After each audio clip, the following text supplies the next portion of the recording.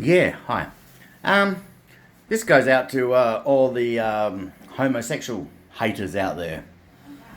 Um, there's this thing called projection. Okay, you project onto people, or they project onto you what your you project onto them what your deepest, darkest fears are, and you hate that. You're so scared of that. Like, you're really scared of becoming gay. So you project hatred towards the homosexual community because of your deep insecurity. And am I? I might be. No, I hate them. Me, myself. Okay. I'm not going to blow my own horn, but in my day, I was a bit of a stud. I love women. I love girls. I have not a homosexual bone in my body.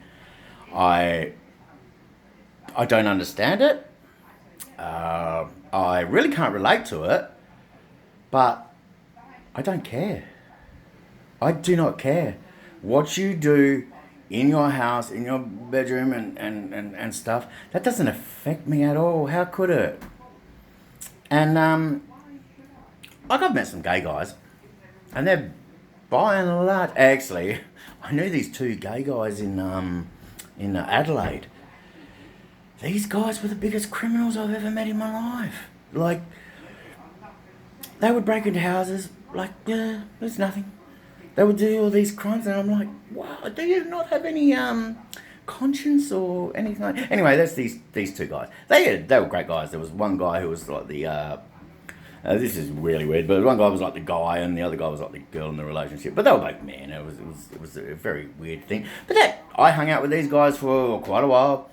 I never felt uncomfortable. They never tried to indoctrinate me. And because of my ambivalence and acceptance of their homosexuality, I never felt any hatred or any threat, any desire to oppress them and keep them down and deny them things that other people just live and take for granted. I know people who absolutely hate them. Now, I've got to wonder why myself. Where is this hatred coming from?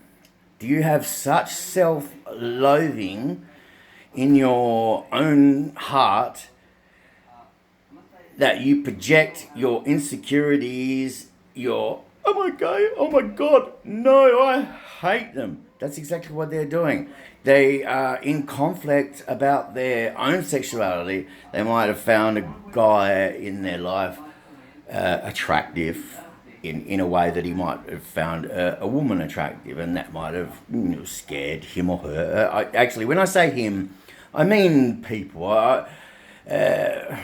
I don't know. It's just a lazy, cheap way. So just excuse me. I mean, when I say him, I mean or her or him and I mean everybody. So the projection is real. All these guys who I hate them, do this and that. I sit back because I don't have that hatred in my heart towards homosexual gay people. I have lesbians and gays. I have nothing but, well, at worst, ambivalence, and at best, total acceptance. And hey, live and let live. If that's what makes you happy, it's not for me. But I am not going to get upset about it, and I'm not going to rant and rave. But the people who do get upset about it and do rant and rave, they are projecting their own insecurities and their own hatred and their own inner turmoil with their gay self. That it's easier for them in their mind to go, I hate that. I could never become that. They say that to all the people they know, all their friends, and they really do. These people who say, oh, I don't like them, I don't, no, I'm against this, I'm against that. These are the most insecure, hate-filled, just miserable people I've met. Like, I'm thinking of a guy now, and he did 4 years jail or something like that for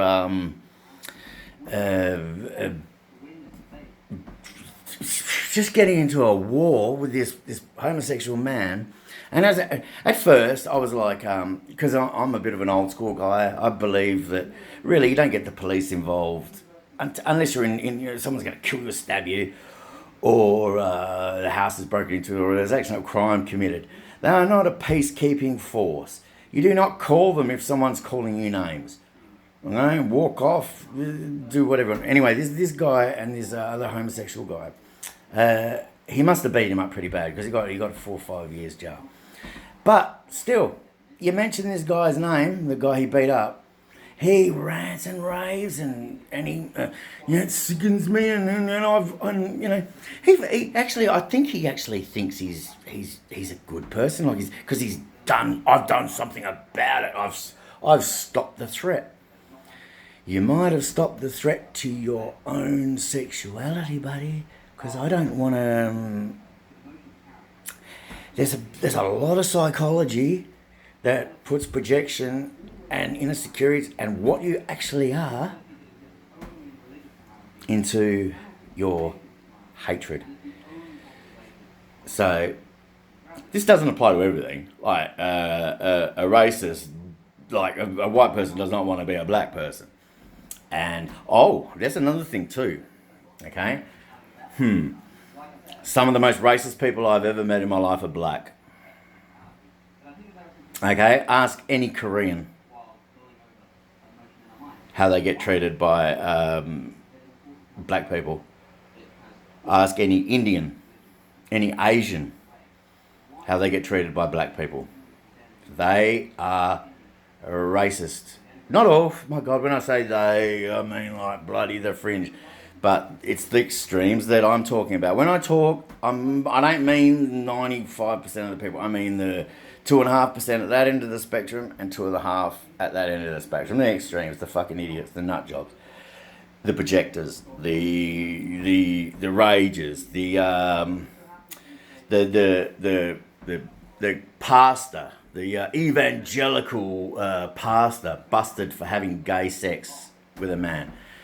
Using speed and ecstasy and all that shit and getting into a wild weekend of gay sex. Now, this same person rails and rails and rails, drive up the demon, and he's copping it up the bum 2 weeks later. Bit weird that. So, not all project, some just have hatred because they're just that type of person. But try to be a better person. You know what I did today?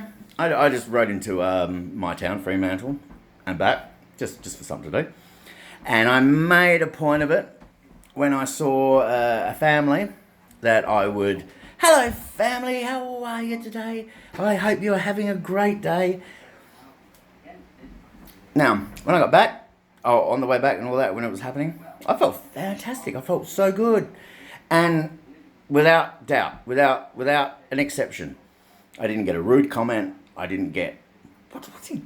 No, everyone was, hey, g'day, mate. Well, it is Sunday morning and everyone's pretty chill. But, and the little kiddies, like, I wasn't doing it to, it was like a mum and dad and, say, the 6, 3 and 9-year-old. Hello fam, how are you doing on this beautiful Sunday morning? And their faces just lit up. It didn't cost me anything. It didn't cost me a cent to get this buzz, to get this rush, to get this high of being nice. Give it a chance. You never know. Deep inside you, there might be a good guy trying to get out. So stop projecting. Embrace your yourself, embrace your heart. Who you are is who you are. It's 2020. I'm sure you will be alright. And stop hating people, because it won't get you anywhere. Okay? So, you know, I love most people. I am truly a loving, nice, no, not nice, I'm a truly loving, friendly guy. And when I hear hatred spewed for no reason, when I hear ignorance and intolerance and this projection, it makes me sad. So, don't make me sad. Be nice to each other. And you watch. Things will start working out for you. It's only been 2.5 weeks that I've decided to change my life completely around. I've stopped doing certain things that I was doing. I've stopped eating sugar. I've cut my calorie intake to 1,500 calories a day, which should, by 3 or 4 months, get me to the weight that I need. I'm actually about 102 now. I was 106, so I've lost 4 kilograms. 102 is still, I was 20, so take 3 off that. No, 4 off that. So I'm still 16 kilograms overweight, which for a 51-year-old man, not good. So I want to be here for my grandchildren. No pressure, boys. No pressure, boys. Yeah, nah. Everything's just great, man. And I just thought I'd share this because, hey, if you just got a little bit of goodness and felt better out of this, hey, I've done my job. Peace, people. I love you. Ciao.